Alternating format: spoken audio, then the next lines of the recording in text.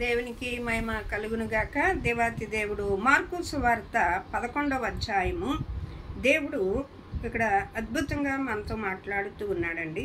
ఇక్కడ 21వ అధ్యాయంలో మరి యేసు ప్రభు వారు సువార్తను బోధించుచు మరి ఆ గ్రామముల గుండగా ప్రాంతముల గుండగా వెళ్ళినప్పుడు దేవుడు యెరూషలేము దేవాలయంలోనికి వెళ్ళినప్పుడు అంటండి కాయ విక్రములను చేయుచు అక్కడ గువ్వలను పీఠములను అక్కడ వ్యాపారము చేయించు ఉన్నప్పుడు అక్కడ బల్లల గువ్వల పీఠములను అక్కడ దేవాలయము గుండా ఆ ప్రాంతంలోనికి వెళ్ళినప్పుడు అంటండి దేవుడికి ఎంతో బాధ వచ్చిందంటండి.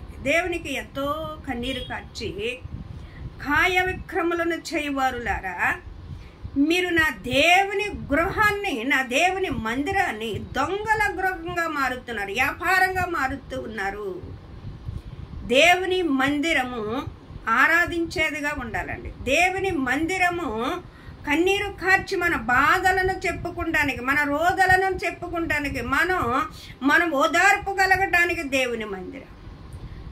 వ్యాపారము జరిగే ఆ మందిరములోను చూచేటప్పటికి దేవుడు ఎంతో వేదన చెందాడండి, బాధ చెందాడంటండి, కలత చెందాడంటండి, దుఃఖపడ్డాడంట. ఆ బలలన్నిటి నుండి ఆయన పడదోచేసాడంటండి. కోపము యేసు ప్రభు వారికి అక్కడ ఎంత కోపం వచ్చిందంటే ఆ దేవుని దేవాలయమును దొంగల గృహముగా వ్యాపారముగా మారుస్తూ ఉన్నారని దేవుడు ఎంతో దుఃఖపడుతూ వారందరినీ ఎల్లగొట్టాడంటండి. వారందరినీ ఎల్లగొట్టాడంట. నీ హృదయము ఎలా ఉంది? దొంగల గృహంగా ఉందా? వ్యాపార గృహంగా ఉందా? లేకపోతే మోసకరమైన గృహముగా ఉందా?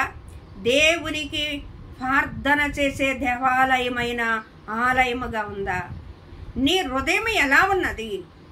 ఒకవేళ దేవుడికి నీ హృదయము సరి లేకపోతే, నీ హృదయము దేవుని ఆలయముగా లేకపోతే, నీ హృదయము దేవుని కొరకు సిద్ధపరచకపోతే నీ హృదయంలో నుండి దేవుడు వెళ్ళిపోతాడండి. నీ హృదయంలో ఉన్న పరిశుద్ధాత్మకు చోటు లేకపోతే నీ హృదయంలో నుండి దేవుడు వెళ్ళిపోతాడండి, ఉండలేడు ఆయన. దేవుడు యేసు ప్రభు వారికి ఎక్కడ కోపం వచ్చిందంటే ఆయన యథాస్థితిగా దేవాలయంలోనికి వెళ్ళారు, యెరూషలేము మందిరములోనికి. అక్కడికి వెళ్ళేటప్పటికి ఏం జరుగుతుందంటే ఆరాధన జరగవలసిన సమయము, దేవుని స్తుతించవలసిన మందిరము, దేవుని గణపరచవలసిన మందిరము, అనేక మంది బాధలతో వేదలతో అనేకమైన కష్ట నష్టాలతో వచ్చి ఆ మందిరములో దేవునికి కట్టుచుక్కాలు చెప్పుకునే ఆ మందిరములో ఏం జరుగుతుందంటే వ్యాపారము జరుగుతుందంటండి. కాయ విక్రములను మారుతూ ఉన్నారంట, బలలు వేసుకుని గువ్వలను అమ్ముతూ ఉన్నారంట. దేవుడు తట్టుకోలేకపోయాడండి. వాటిలన్నిటినీ పడదోసి వాళ్ళందరినీ చెదరగొట్టిన దేవుడై ఉన్నాడు. ఈ దినాన్ని దేవుడు అంటాడు, జీవము కలిగిన దేవుని ఆలయమై ఉన్నదని నీవు ఎరగవా? దేవుడు అందులో నివసించుచున్నాడని మీరు ఎరగరా? నీ దేహము దేవుని ఆలయమై ఉన్నదని నీవు ఎరగవా? ఎవడైనాను దేవుని ఆలయమును పాడు చేసిన యెడల నేను వాడిని పాడు చేస్తాను. నేను పరిశుద్ధుని కనుక మీరును పరిశుద్ధంగా ఉండాలని దేవుడు చెప్తూ ఉన్నాడు. నీ ఆలయం ఎలా ఉంది? అదే నీ హృదయములో దేవుని ఆలయముగా మలుసుకున్నట్లయితే, దేవునితో నీవు విజ్ఞాపన చేస్తూ దేవునికి నివాస స్థలముగా ఉన్నట్లయితే, దేవుడు అంటున్నాడు కదా, నీవు ఏదైతే అడుగుచున్నావో అడిగిందల్లా పొంది ఉన్నామని నమ్మిన యెడల నిశ్చయముగా నీకు అనుగ్రహింపబడుతుంది అంటున్నాడు. నీ మనసులో సందేహింపకుండా నువ్వు అడగాలి. దేవునికి మన హృదయము ఒక దేవాలయముగా మార్చబడాలండి. దేవుడు నివసించడానికి భూమి ఆకాశములను సమస్తమును సృష్టించిన ఆ దేవాది దేవుడు నీ దేహమన్న హృదయాన్ని దేవాలయముగా దేవుడు చేసుకుంటున్నాడు.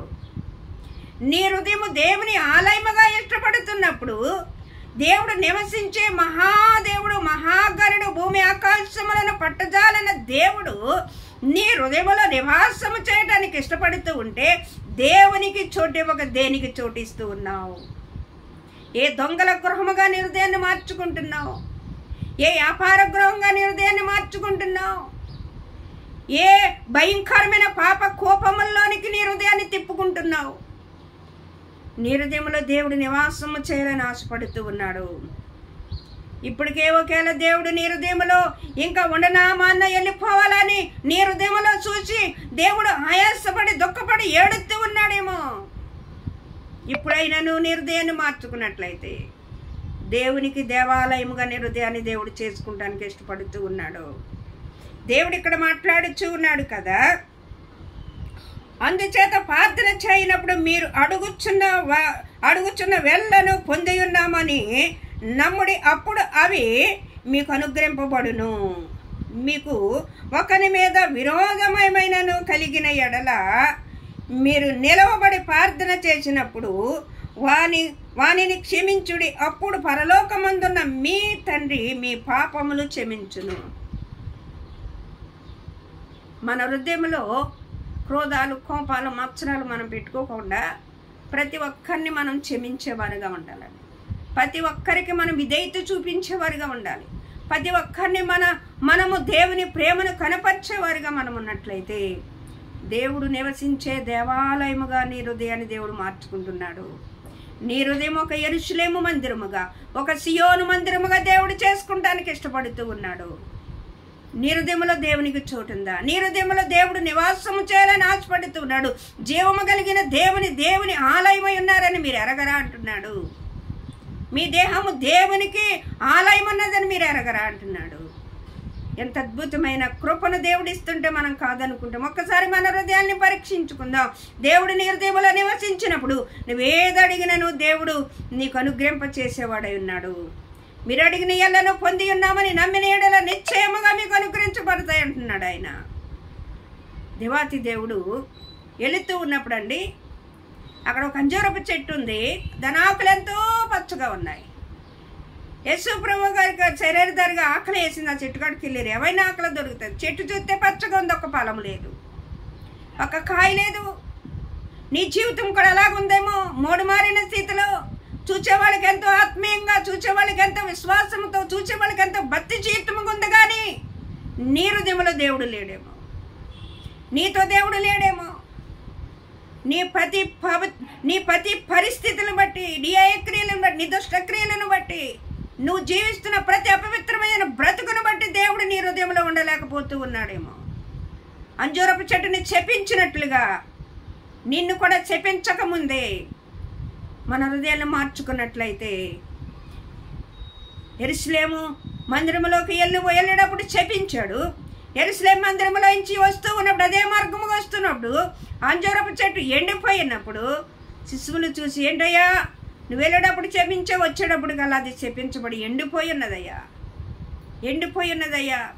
అన్నప్పుడు దేవుడు అంటాడు, ఒకడు కొండను ఎత్తి సముద్రంలో పడవేయబడమని మనసులో సందేహింపకుండా తను చెప్పిన ఎడల నిశ్చయముగా అది జరుగునంటాడు. శపించబడి చెట్టుగా చెప్పించబడే వ్యక్తిగా మనం ఉన్నట్లయితే మనల్ని తప్పించేవాడు ఎవడనూ లేడండి. దేవుని చేతిలో నుండి మనల్ని ఎవడనూ తప్పించలేడు. మీరు నా చేతిలో ఉన్నారు అంటున్నాడు. నేను మీ క్రియలన్నీ వరుసగా రాయిస్తున్నాను అంటున్నాను. మన క్రియలు మార్చుకుందాం, దేవునికి ఇష్టంగా దీవిద్దాం, దేవుని మందిరముగా బ్రతుకుదాం. నీ దేవుడు నీ దేహములో ఆలయముగా ఉన్నాడు. దేవునికి విధేయత కలిగి దేవుని సంతోషపెట్టే వ్యక్తిగా మనం ఉందాం. దీవము కలిగిన దేవునికి ఆలయముగా ఉందాం. దేవుడి కొద్ది మాటలతో నేను కూడా జీవించును గాక.